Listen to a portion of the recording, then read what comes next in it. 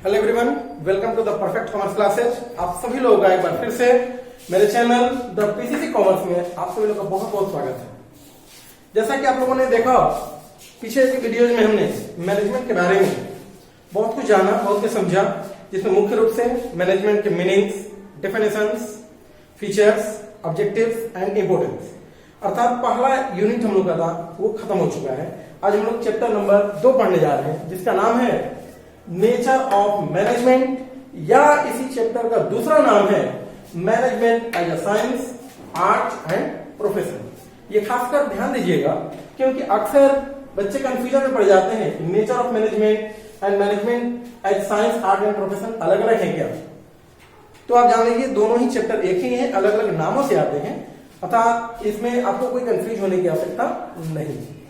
तो चलिए हम लोग शुरू करते हैं। आज हमारा ये वीडियो नंबर 5 है। अगर आपने पीछे के वीडियो नहीं देखे हो तो आप जाकर जरूर देखिए, और मेरे इस चैनल को सब्सक्राइब करें ज्यादा से ज्यादा, और वीडियोज को लाइक करते जाएं ताकि आपको सबसे पहले नोटिफिकेशन मिलता रहे। तो चलिए हम लोग शुरू करते हैं management as science, art and profession. सबसे पहली बात ये कि आज हम लोग ये जानने जा रहे हैं नेचर ऑफ मैनेजमेंट, अर्थात प्रबंधन की प्रकृति। नेचर का अर्थ ही होता है प्रकृति, स्वभाव, अर्थात इसमें हम ये जानेंगे कि हमारा मैनेजमेंट कैसे रिएक्ट करता है, मैनेजमेंट का नेचर क्या होता है, और मैनेजमेंट को किस रूप में वर्क करते हैं हम लोग जान सकें।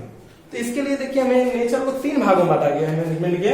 पहला, किसी ने कहा मैनेजमेंट एक साइंस की तरह है, किसी का मानना है कि मैनेजमेंट एक आर्ट की तरह होता है, और कोई इसे मैनेजमेंट एक प्रोफेशन अर्थात पेशा के रूप में जाना जाता है। लेकिन हम लोग जानेंगे बारी बारी से मैनेजमेंट अगर साइंस माना जाए तो क्यों, आर्ट माना जाए तो क्यों, और प्रोफेशन माना जाए तो क्यों। इसके लिए जरूरी है कि हमें इन तीनों का अर्थ अलग अलग आना चाहिए। तो आइए हम बात करते हैं मैनेजमेंट एज अ साइंस, अर्थात प्रबंधन एक विज्ञान को। सबसे पहले साइंस का अर्थ क्या होता है, साइंस किसे कहते हैं। क्या फिजिक्स, केमिस्ट्री, मैथ, बायोलॉजी ये सब साइंस है? जी नहीं, ये साइंस के सब्जेक्ट हो सकते हैं, ये एक्यूरेट साइंस नहीं है। साइंस का अर्थ होता है किसी भी कार्य को या किसी भी विषय वस्तु को, किसी भी सब्जेक्ट मैटर को जब हम सिस्टमेटिक बॉडी ऑफ नॉलेज की तरह जानते हैं, जब हम सिस्टमेटिक स्टडी करते हैं, तो उसी का मतलब होता है साइंस। अर्थात विज्ञान के बारे में कहा जाता है साइंस के बारे में कि science refers to a systematic body of knowledge which is acquired on the basis of observation and experiment and the verification of this knowledge is possible. अर्थात विज्ञान किसी भी विषय वस्तु की एक क्रमबद्ध जानकारी है, यानी कि सिस्टमेटिक जानकारी है, जिसके माध्यम से हम ये जान सकते हैं कि किसी भी विषय वस्तु को किस तरह से हम सिस्टमेटिक रखना चाहिए और अपने ज्ञान को हम साबित कर सके, प्रूफ कर सके। इसी का नाम होता है साइंस। अर्थात साइंस ये बताता है हमें कि किसी भी कार्य को करने का सही क्रम क्या होता है, सही तरीका क्या होता है, और उसको हम जरूरत पड़ने पर उसे साबित किया जा सके। ये होता है साइंस। अच्छा, अब आर्ट के बारे में अगर जानना हो तो आर्ट के बारे में जानिए कि आर्ट अर्थात होता है कि practical application of theoretical knowledge is called art. अर्थात जो हमारे पास उपलब्ध ज्ञान है, उस ज्ञान का इस्तेमाल करना, अर्थात काम को यूज में लाना, अपने ज्ञान को इस्तेमाल में लाना और कार्य को करके दिखाना, ये हमारा कला का अर्थ होता है।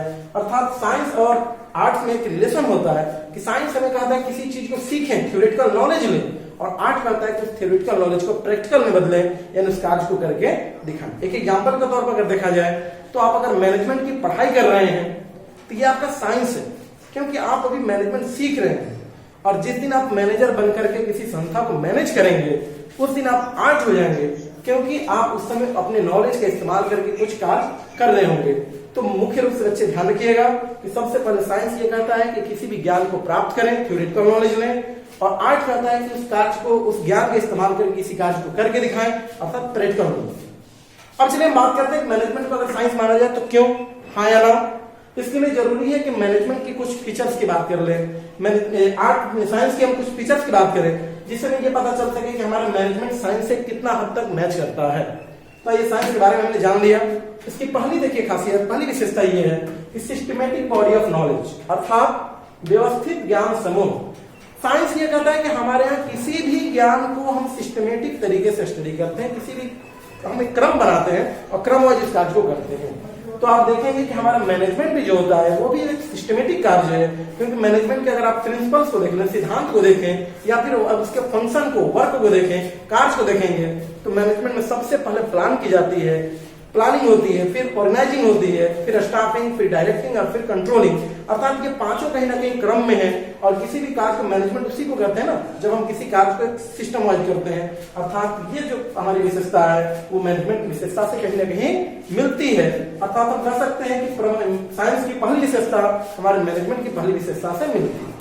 दूसरी विशेषता की बात करें तो प्रिंसिपल बेस्ड ऑन एक्सपेरिमेंट, यानी कि साइंस की जितने भी सिद्धांत होते हैं, जितने भी थ्योरम होते हैं, वो कहीं ना कहीं एक्सपेरिमेंट पर आधारित होते हैं। अर्थात कहीं ना कहीं उनको जांच करके बनाया गया है। वो कहीं से भी ऐसे ही जैसे इच्छा वैसे उसके सिद्धांत नहीं प्रकट होते हैं, उसको कहीं ना कहीं एक्सपेरिमेंट करके देखा गया होता है, प्रयोग करके देखा जाता है, और जब उस प्रयोग पर वो आधारित होते हैं तब जाकर वो सिद्धांत बनते हैं। उसी प्रकार हमारा मैनेजमेंट भी किसी व्यक्तिगत इच्छाओं से हमारे सिद्धांत नहीं बनते हैं, बल्कि मैनेजमेंट को भी कहीं ना कहीं जांचा गया है, देखा गया है, कई बार इसको एनालिसिस किया गया है, तथ्यों को संग्रह कर किया गया है, कलेक्शन करके एनालिसिस करके जब देखा गया है तब जाके हमारे कोई सिद्धांत बनते हैं। अर्थात हम कह सकते हैं कि साइंस का जो दूसरा जो सिद्धांत है, यानी कि एक्सपेरिमेंट करके देखना, उसी प्रकार हमारा मैनेजमेंट भी कहीं ना कहीं एक्सपेरिमेंट है। कुछ बड़े बड़े विद्वानों का शोध है, एक्सपेरिमेंट पर आधारित है, तभी कहा जाता है कि anything minus management is equal to 0। अर्थात ये दूसरी विशेषता भी हमारे मैनेजमेंट से मिलती है। अब हम बात करते हैं तीसरी और आखिरी, यूनिवर्सल वैलिडिटी, यानी व्यापक वैधता। साइंस की तीसरी विशेषता कहती है कि साइंस हर जगह कहीं भी लागू होता है, और दूसरी इसकी खासियत कि वो उसी रूप में होता है लागू जिस रूप में साइंस को बनाया गया होता है। हमारे मैनेजमेंट के सेक्टर में भी अगर देखें तो मैनेजमेंट में हमने विशेषता में आपको बताया था कि मैनेजमेंट यूनिवर्सल, व्यापक होता है, हर जगह लागू होता है मैनेजमेंट। एनीथिंग माइनस मैनेजमेंट कहने का अर्थ है कि वो किसी भी कार्य में मैनेजमेंट लागू होता है और उसमें हटा दिया जाए तो वो असफल हो जाता है। लेकिन यहाँ पर एक बात ध्यान देने की बात है कि साइंस ने कहा कि हम जिस रूप में है उसी रूप में लागू हो सकते हैं, लेकिन मैनेजमेंट एक फ्लेक्सिबल होता है। जैसे आप साइंस में आग का लक्षण देखिए, आग अगर गर्म होता है तो गर्म ही होगा, उससे परिस्थिति से कोई मतलब नहीं है कि कहाँ आग से नुकसान होगा, कहाँ अच्छा होगा। लेकिन मैनेजमेंट में एक फ्लेक्सिबिलिटी पाई जाती है, लोचशीलता होती है, वो समय के अनुसार डिसीजन लेता है। जहां माहौल अच्छा ना हो वहां मैनेजमेंट को हम चेंज भी कर सकते हैं। अर्थात तीसरी बात में हम कह सकते हैं कि मैनेजमेंट हमारा व्यापक तो है, परंतु ये साइंस की तरह कठोर नहीं है।